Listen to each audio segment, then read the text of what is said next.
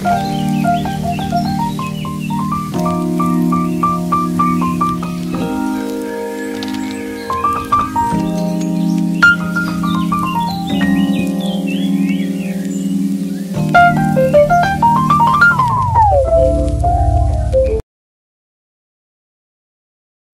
Morning to everyone, welcome back to my channel plant spa. तो सकालবেলা ঘুম থেকে উঠেই আমার ফেভারিট স্পটে আমি চলে যাই, সেটা হচ্ছে মার ছাদ বাগান। মা ছাদ বাগানটা এতটাই সুন্দর করে রেখেছে যে মনটা ওখানেই শুধু টানে। সকালে এরকম ভোরের আকাশ আর এরকম ঠান্ডা ঠান্ডা হাওয়া দিচ্ছে, আর এত সুন্দর ফুল ফুটে আছে আর পাখির আওয়াজ, এগুলো একটা আলাদাই আনন্দ দেয়। সকালবেলা উঠেই আমি মার ছাদ বাগানে দেখুন কারি পাতা হয়ে আছে, পুদিনা পাতা হয়ে আছে, সেগুলোকে তুলে নিচ্ছি। যাদের গ্যাসের সমস্যা আছে আর সুগারের সমস্যা আছে তারা খালি পেটে এই কারি পাতা আর পুদিনা পাতা যদি এরকম চিবিয়ে খেয়ে নেন তাহলে কিন্তু অনেকটাই উপকার পাওয়া যায়। গ্যাসের ট্যাবলেট তো আর খেতেই হয় না, আর ব্লাড সুগারও অনেক কন্ট্রোলে থাকে। আমি যদিও খাচ্ছি আমার চুলের হেলথের জন্য। তারপরে এই যে দেখুন কত সুন্দর জবা ফুটে আছে। জামা কাপড় ছেড়ে নিয়ে দাঁত মুখ মেজে নিয়ে আমি সূর্য প্রণাম করতে চলে এসেছি। ছাদে যদি এত ভ্যারাইটি থাকে, ঔষধি গাছ আর ফুল গাছ আবার সবজি গাছও, তাহলে তো আর কথাই নেই। আমাদের কিন্তু ছাদ বাগানটা খুবই ছোট, অন্য অনেকের অনেক বড় ছাদ বাগান থাকে, কিন্তু এই ছোট ছাদ বাগানেই আর আমাদের এই ছোট পরিবারের জন্য যা কিছু সবজি হয় তা আমাদের জন্য এনাফ। এই যে দেখুন গরমকালের সবজি তুলছি, ভেন্ডি, যেটা আমার ভীষণ প্রিয়। মা সর্ষে ভেন্ডি করে, সেটা আমার বেশ ভালো লাগে খেতে রুটি দিয়ে, তাজা তাজা অর্গানিক সবজি। এই যে দেখুন ছাদ বাগানে চিচিঙ্গা হয়েছে, এইটা কিন্তু প্রথমবার মা করলো। এই এপ্রিল নাগাদ বীজ বসিয়েছিল আর সেটা দেখুন এখন ফলন দিতে শুরু করেছে। এখন হচ্ছে জুন মাস আর কি শেষ হতে চললো।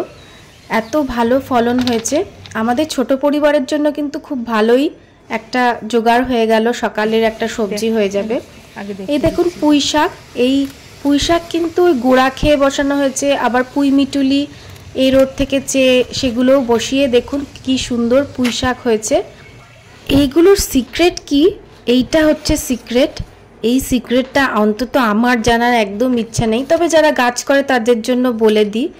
সর্ষের খোল, সবজি পচা, হিউমিক অ্যাসিড, ভাতের ফ্যান, এইগুলো ভিজানো জল, এই যে এরকম 7 দিন ধরে পচিয়ে রাখা হয়েছে, তারপরে ঢেকে রাখা হয়েছিল, এইটা এরকম ছেঁকে নিচ্ছে। যা বাজে গন্ধ বেরোয় মা এই খাবারটা ছাদ বাগানে দিলে, আমি তো জাস্ট টিকতেই পারি না। কিন্তু এগুলোই নাকি কাছের খাওয়ার, তার জন্যই এত ভালো ফলন হচ্ছে। তো তাই জন্য দেখিয়ে দিই সবার উদ্দেশ্যে, যারা সবজি করতে চাইছো বা ছাদ বাগানে ফুল গাছ বা যে কোনো গাছ করতে চাইছো। এবার এর মধ্যে কিছুটা জল মিশাতে হবে, না হলে কিন্তু গাছের পাতা পুড়ে যাবে। হাফ বালতি মতন ওই সবজি পচা জল ছেঁকে নিয়ে বাকি হাফ বালতি কিন্তু নর্মাল জল দিয়ে ভরে একদম ডাইলিউট করে নিতে হবে, একদম পাতলা করে নিতে হবে। তারপরে সব গাছের দেখুন গ্রো ব্যাগগুলো এই সব গাছের গোড়ায় গোড়ায় দিয়ে দিচ্ছে।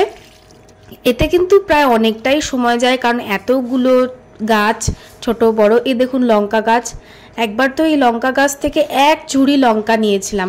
আমাদের তো বাজার থেকে লঙ্কা কিনতেই হয় না প্রায়। আর এই যে দেখুন নিম পাতা যে কত কাজে লাগে। এই কিছুদিন হলো নিম বেগুন খাওয়া হয়েছে, আবার কচি কচি ডগা বেরিয়েছে। কারা কারা নিম বেগুন খেতে পছন্দ করো তারা অবশ্যই কমেন্ট করে জানাবে। এই যে বেগুন গাছ, আবার বেগুন ধরেছে। গরমকালে অনেকের কমপ্লেন থাকে যে বেগুন হতে চায় না, এই যে একটু হালকা বৃষ্টিটা পড়েছে আর কি সুন্দর বেগুন ধরা শুরু হয়ে গেছে। এই গরম থাকতে থাকতেই শীতের সবজি কিন্তু মা বসানো শুরু করে দিয়েছে, যেমন বিনসের বীজ, এই যে লাল লাল বীজগুলো, এইগুলো ক্যারেটের মাটিতে পুঁতে দিচ্ছে। আর বাকি ধনের বীজও আছে, সেগুলোও পুঁতে দেবে।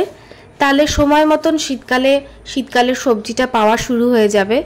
যদি কেউ মনে করে শীতের সবজি শীতকালে বসাবে, তাহলে সেই সবজি বড় হতে হতেই গরম চলে আসবে আর সেই ফলন পাওয়া যাবে না। তো তার জন্য যদি শীতকালে শীতের সবজি পেতে হয় তাহলে কিন্তু এই সময় থেকেই বীজ বপন শুরু করে দিতে হবে। এবার ধনের বীজও কয়েকটা ছড়িয়ে দিচ্ছে। যদি কেউ জানতে চান মাটি কিভাবে তৈরি করছে তাহলে অবশ্যই কমেন্ট করে জানাবেন, তাহলে নেক্সট ভিডিওতে সেটা শেয়ার করার চেষ্টা করব। আমার মা তো ভিডিও করতেও পারে না আর ভয়েসও বসাতে পারে না, তো আমি যা চেষ্টা করে সেগুলো দিয়ে দেব। তো এই যে দেখুন বীজগুলো ছড়িয়ে দিয়ে এবার মাটি দিয়ে ঢাকা দিয়ে দিচ্ছে। বীজ ছড়ানোর পরে উপর দিয়ে হালকা এরমভাবে ঢেকে দিতে হবে। এই যে দেখুন পুঁই শাকগুলো তুলেছি, এবার একটা রান্না করে ফেলতে হবে। তাজা তাজা অর্গানিক এরকম পুঁই শাক বাজার থেকেও কেনা হয় বটে, কিন্তু ছাদ বাগানে লাগিয়ে দেখবেন সেই সব সবজির কিন্তু স্বাদই আলাদা হয়, তাড়াতাড়ি সেদ্ধও হয়ে যায় আর টেস্টটাও অনেক ভালো থাকে। তো যেরকম ভাবা তেমনি কাজ, চটপট কেটে পড়তে বসা হয়েছে, সব সবজি কাটাকুটি করা হচ্ছে। পুঁই শাকের তরকারি খাওয়া হবে আর সাথে চিচিঙ্গার তরকারিও খাওয়া হবে। সোমবার করে আমাদের বাড়িতে নিরামিষ হয়, তো এই সোমবার আর আমাদের চিন্তা করতে হয়নি যে কি বাজার থেকে আনতে হবে। এই যে চিচিঙ্গাটাও কেটে ফেলা হচ্ছে, মা ছাড়িয়ে দিয়েছিল।